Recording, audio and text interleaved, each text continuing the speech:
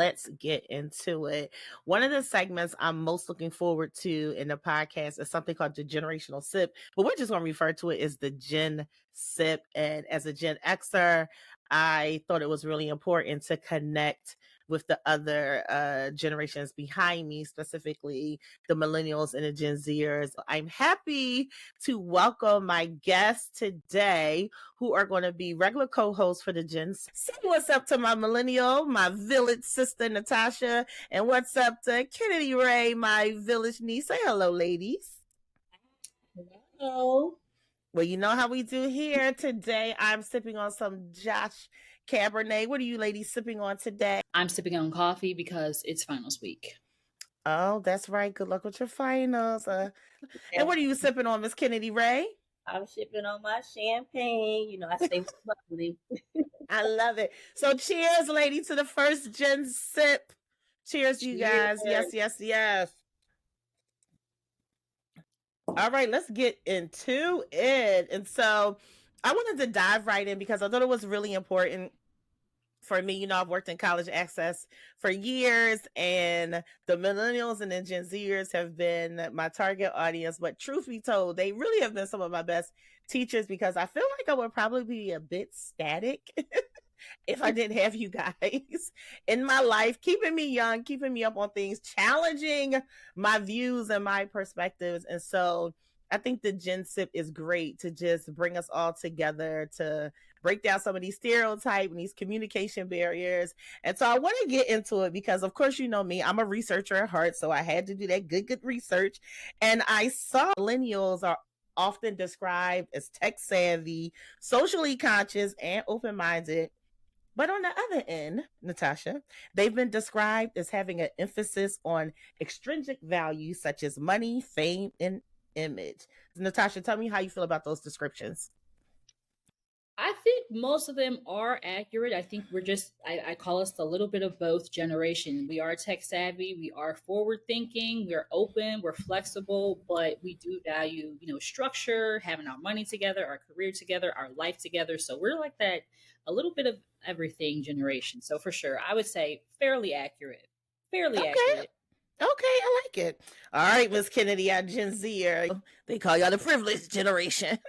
But I did some research and it says that you guys are tech wizards, hyper connected. And I think they were referring to social media, technology, all those good things. And described, it also said that y'all were the hustle generation, right? Which I liked. But also on the other end, they described you guys as wanting to be rewarded quickly, unable to handle face-to-face interactions, and a very short attention span. Talk to me, Kennedy. How are you feeling about those descriptions? I don't know. Some of them I agree with when it comes down to social media. I do feel like we do rely on social media a lot more than the other generations do. Okay. Like I said, TikTok is kind of like my Google nowadays. I would definitely say that even though we rely on social media and stuff, we're still, I wouldn't call us privileged. Okay. Privilege. It's just, society has changed and everything has evolved. So we'll get into all that, of course. All right, I'm feeling it. Now for the Gen Xers, we have been labeled as the forgotten middle child, skeptical and a bit cynical. Well, I think they definitely got the last part right because I definitely have been guilty of being a cynical person, but I'm doing better in my older age. Aren't I, Natasha? Aren't I? Fabulous. You're a woman. Absolutely. All right. So I feel like if we're going to dive into it, I do feel like this is definitely some good stuff, but I also feel like the generations can be misunderstood as well. So I'm gonna start with you, Kennedy. How do you feel like the Gen Zers can be misunderstood? I feel like with our generation, I do agree with kind of like being rewarded quickly in a sense, but I feel like because we were raised by Gen Xers who were easily able to, get a job, they're buying houses, they're getting married, everything just happens so fast for them. So we kind of admire that in a sense. But always blaming the parents. Mm-hmm. No, I'm joking. So like now that the society has pretty much it's gotten more difficult. We've Mm-hmm. kind of been more reliant on doing things ourselves. So, meaning taking the entrepreneurship route, which I feel like a lot of my generation have their own businesses and, just making their own money. And that's something Right. that Do you feel relying. like it's because you guys had to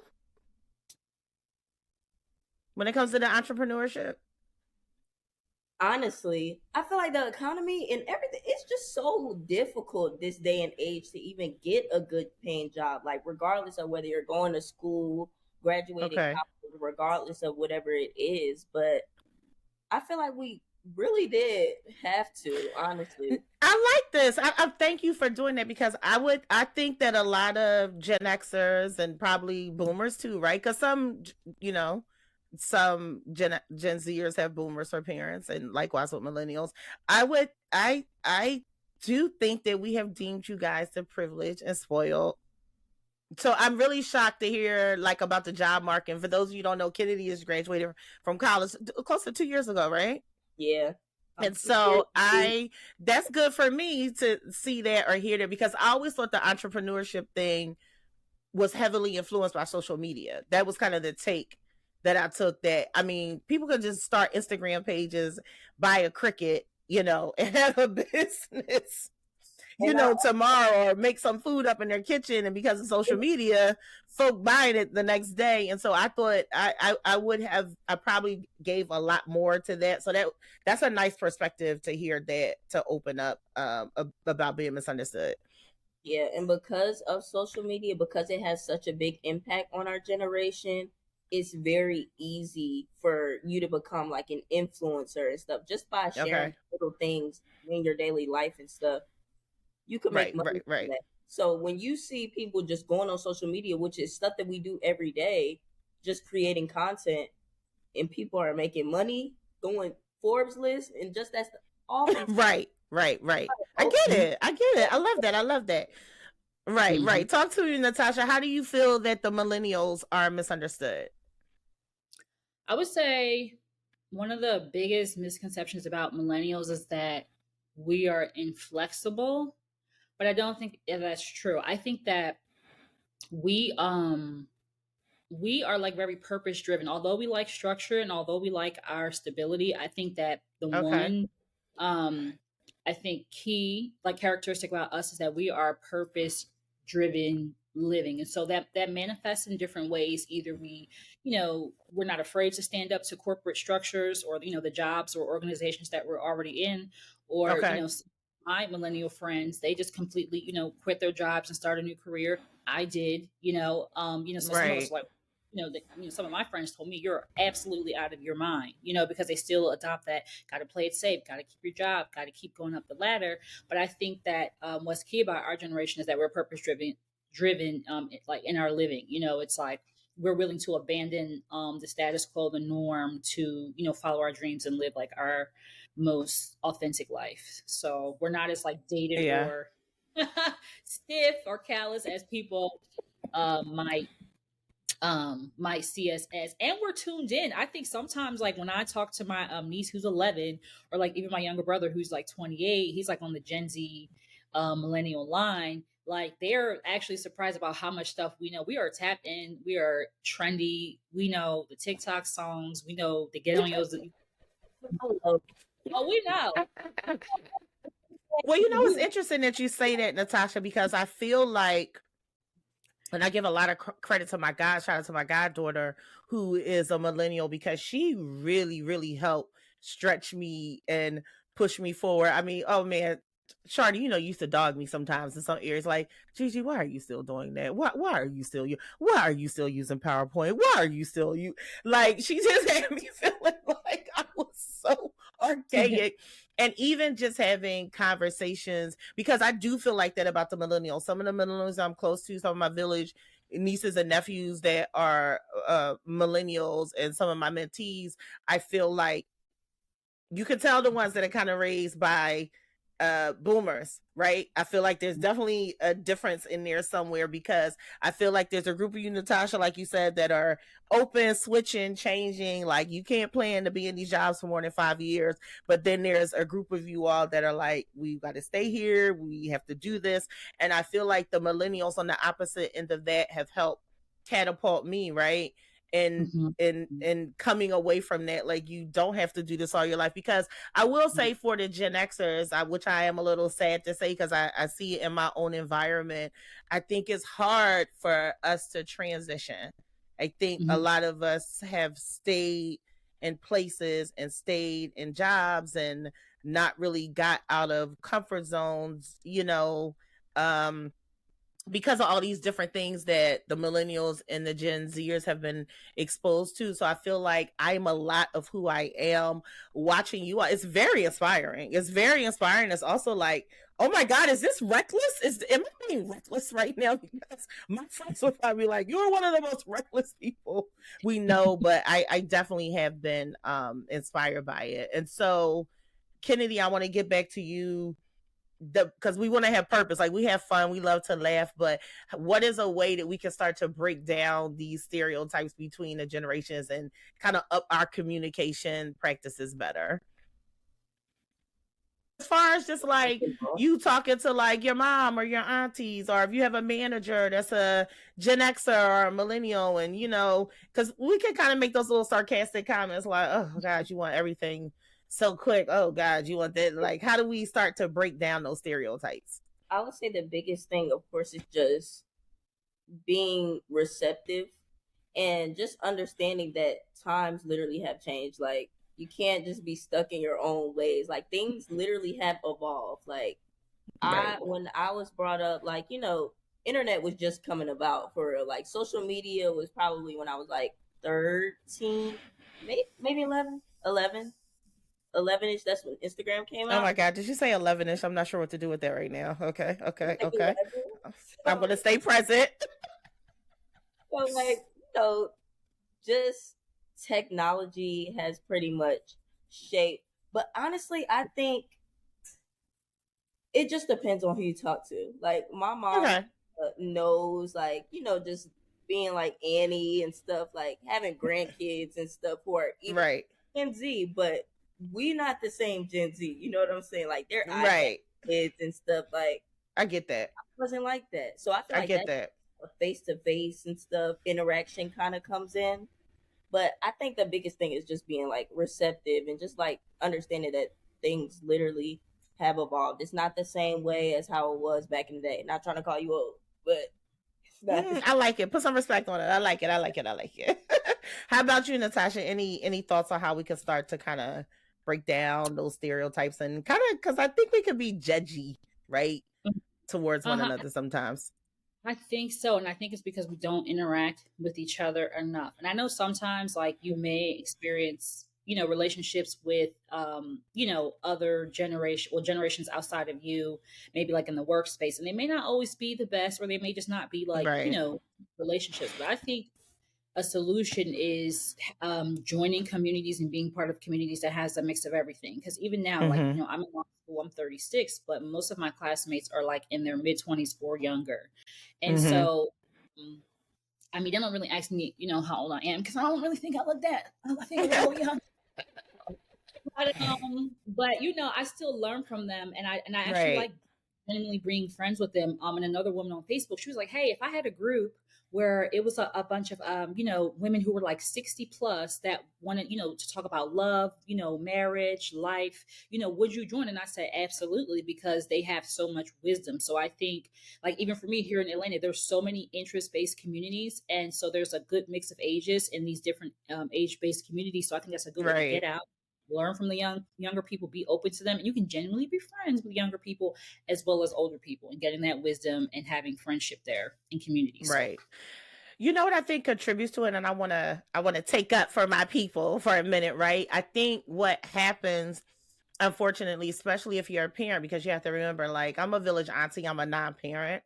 And so I don't have the same thought process as parents, but I can see, I'm thinking about when I was coming up, My mom didn't sit around with me and my friends and hang out with us. You know what I mean? Like at a certain age, we've evolved now. She's one of my best friends, but I'm a lot older. And so I think what happens to us, I think, especially when it's that parental age different thing and people have children in that age bracket, they start to feel like they're with their children or vibing with their children. So I guess we have to give a little bit more grace, right, and help people get comfortable, because I think that is what happens with some people. Like that's like they're my kids' age, they're my children's age. I've heard that so many times, but I'm like, yeah, but they're kind of dope though. They're kind of dope if you really just take a minute and listen. And because I'm not listening with that ear. Does that make sense?